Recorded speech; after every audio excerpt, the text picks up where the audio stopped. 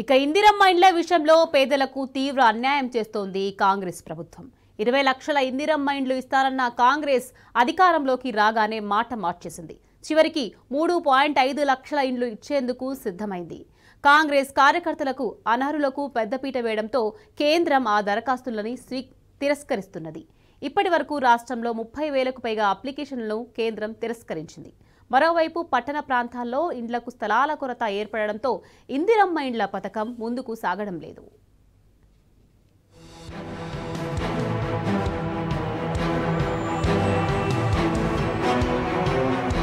ఎన్నికల సమయంలో అర్హులందరికీ ఇండ్లు కట్టిస్తామంటూ ఆర్భాటపు హామీలిచ్చిన కాంగ్రెస్ పార్టీ అధికారంలోకి వచ్చిన తర్వాత పేదలను మోసం చేసిందనే విమర్శలు వెల్లువెత్తుతున్నాయి.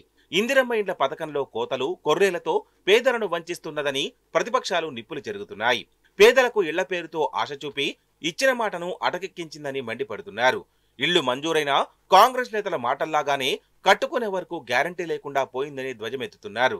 పథకానికి అరకొరా నిధులు ఇస్తున్న రాష్ట్ర ప్రభుత్వం సాయం కోసం కేంద్రం వైపు చూస్తుంటే మోదీ సర్కార్ మాత్రం కనికరించడం లేదని విమర్శలు గుప్పేస్తున్నారు. వెరసి ఇందిరమ్మ ఇండ్ల పథకం అందరి ద్రాక్షగానే మిగిలిపోయిందని పేదలు వాపోతున్నారు.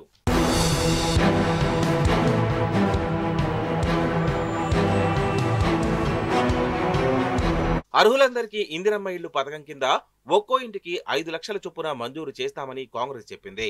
కానీ అధికారంలోకి వచ్చిన తర్వాత ప్రధానమంత్రి ఆవాస్ యోజనతో అనుబంధంగా ఇందిరమ్మ ఇండ్ల స్కీమ్ ను అమలు చేస్తామని వెల్లడించింది. ఒక్కో ఇంటికి కేంద్రం వాటా గ్రామీణ ప్రాంతాల్లో 72,000, పట్టణ ప్రాంతాల్లో 1.5 లక్షలుగా ఉంది. గ్రామీణ ప్రాంతాల్లో ఎంపిక చేసిన సుమారు 2 లక్షల మంది లబ్ధిదారుల జాబితాను ఇటీవల కేంద్రానికి సమర్పించగా అందులో సుమారు 30,000 దరఖాస్తులను తిరస్కరించింది. కాంగ్రెస్ నేతలు అర్హులను పక్కనబెట్టి ఇష్టారాజ్యంగా తమ పార్టీ కార్యకర్తలను అనర్హులను ఎంపిక చేయడంతోనే కేంద్రం ఈ దరఖాస్తును తిరస్కరించినట్లు ఆరోపణలున్నాయి. ఇండ్లు మంజూరైన లబ్ధిదారులు పాత ఇండ్లు కూలగొట్టుకున్న తర్వాత అర్హులు కాదంటూ జాబితాలో పేర్లను గల్లంతు చేస్తున్నారు అధికారులు. కాంగ్రెస్ ప్రభుత్వం మాటలు నమ్మితే పాత ఇల్లు కూడా లేకుండా పోయిందని లబ్ధిదారులు తీవ్రంగా మండిపడుతున్నారు.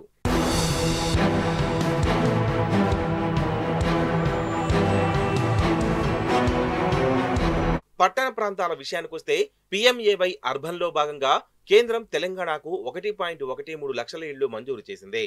రాష్ట్ర ప్రభుత్వం లబ్ధిదారుల వివరాలు, ఇండ్లు నిర్మించుకునేందుకు ఉద్దేశించిన ప్రణాళికలను కేంద్రానికి సమర్పించాల్సి ఉంది.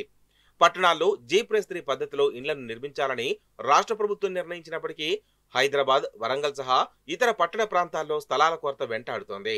దీంతో ప్రస్తుతం పేదలు ఉంటున్న మురికివాడల్లో నుంచి వారిని తాత్కాలికంగా ఖాళీ చేయించి అక్కడే ఇండ్లు నిర్మించాలని ప్రభుత్వం నిర్ణయించింది.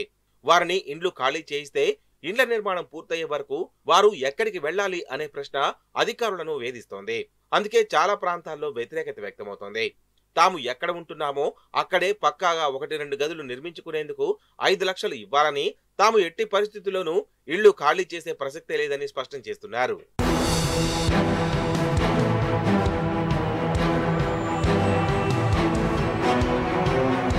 రాష్ట్ర ప్రభుత్వం అందించే లబ్ధిదారుల డాటా ఆధారంగా కేంద్రం రాష్ట్రాలకు నిధులు విడుదల చేస్తుంది. రాష్ట్ర ప్రభుత్వం 4.5 లక్షల ఇండ్లను కేంద్రం నుంచి 2,000 కోట్ల నిధులు వస్తాయని ఆశిస్తోంది. కానీ కేంద్రానికి సమర్పించిన జాబితాలో అనర్హులు ఉండడం, పట్టణ ప్రాంతాల్లో స్థలాల సమస్య ఉండడంతో ఇంతవరకు కేంద్రం రూపాయి కూడా విడుదల చేయలేదు. రాష్ట్ర ప్రభుత్వం మాత్రం లబ్ధిదారులకు కేవలం 300 కోట్లు విడుదల చేసి అప్పుడే ఇండ్ల ప్రారంభానికి ఏర్పాట్లు చేస్తోంది. రాష్ట్ర వ్యాప్తంగా 10,000 ఇండ్లు పూర్తయ్యే దశలో ఉన్నట్లు అధికారులు చెబుతున్నారు. ప్రభుత్వం ఏర్పడి 2 ఏళ్లు కావస్తుంటే చెప్పిన 20 లక్షల ఇండ్లలో పూర్తవుతున్న ఇళ్లు కేవలం 10,000 మాత్రమే. దీన్ని బట్టి ప్రభుత్వం చెప్పిన 20 లక్షల ఇళ్లు ఎప్పటికి పూర్తవుతాయోనని విమర్శలు వినిపిస్తున్నాయి.